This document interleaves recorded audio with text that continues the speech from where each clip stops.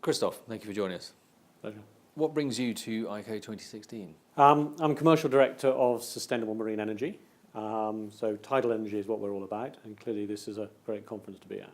What is it about your device that is different to, say, some of the other things that are in development? So the tidal sector is, people think turbines, and clearly turbines are a critical part, but the second part is how do you get the turbine in the water?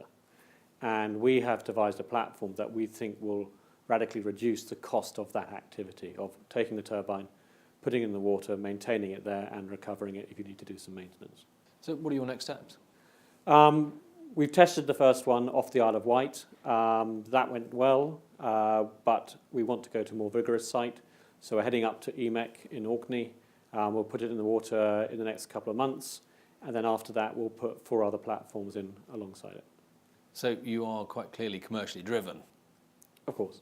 We have investors. Yeah, we raised money from angels, from small investment funds, from a number of people, and shareholders have put a lot of money into the business, and our job is to make sure they get a return of it.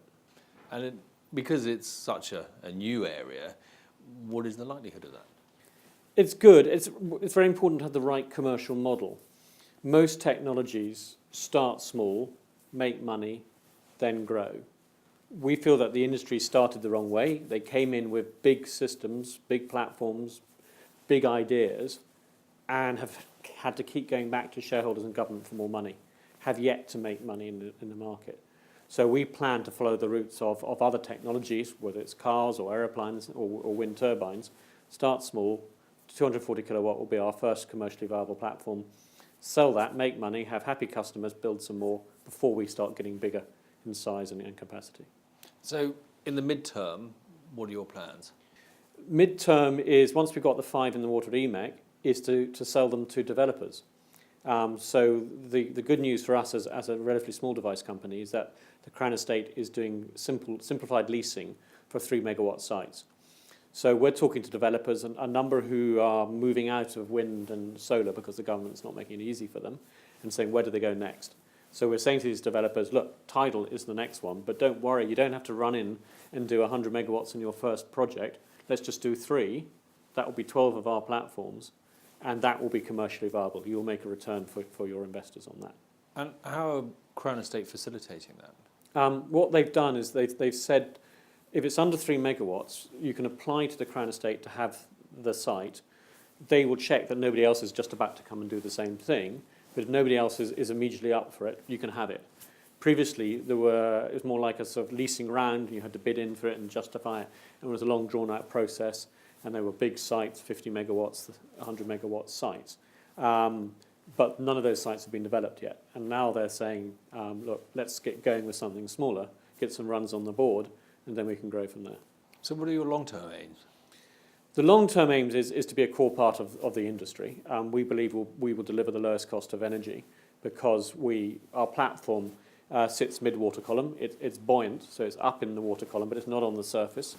By being mid-water column, we get higher yield. By being a floating platform, we have lower capex and lower opex. And that overall should bring a very attractive levelized cost of energy as the industry develops. So we see that naturally people will want things with the lowest cost of levelized energy, and it will be part of that. As a business, we will stick with our 240 kilowatt platform for a while, but I'm sure over time we will be able to build up and get economies of scale and have larger platforms with larger devices on it. Currently our device we have on it from Shuttle, Shuttle Hydro. They've got a 62 kilowatt turbine. We put 4 of them on one platform. So over time, perhaps the size of the turbines might grow. Doesn't need to do it at the moment, but at some stage that might grow. And the platform then would have to grow to accommodate the larger size turbines. Where are your principal markets?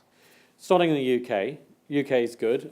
There is some political risk at the moment around that, but there is good site capacity. Grid capacity is one of the big concerns, certainly up in Scotland. We are going to be in Orkney, and we really want to be busy around Scotland for the next 3-4 years. But a lot of that's driven by grid. So as long as we can keep finding places with the right grid, then we'll be busy. Yes, that's going to become an issue for everybody. It is, but if you look at the rollout of the grid and what's actually happening, There are other good sites like North Wales, North Devon, down back in the Isle of Wight, which will have grid coming in. And then we see the strength in the grid coming up 2020, 2021, that sort of site. It's also worth looking at battery storage, because if you've got a 3 megawatt site, you can then put some storage on it. You might be able to extend that out to 4 or 5 megawatts. And so that, I think storage is the new technology coming through across the sector, and we want to be part of that as well. So what does the future hold? Commercially viable tidal energy.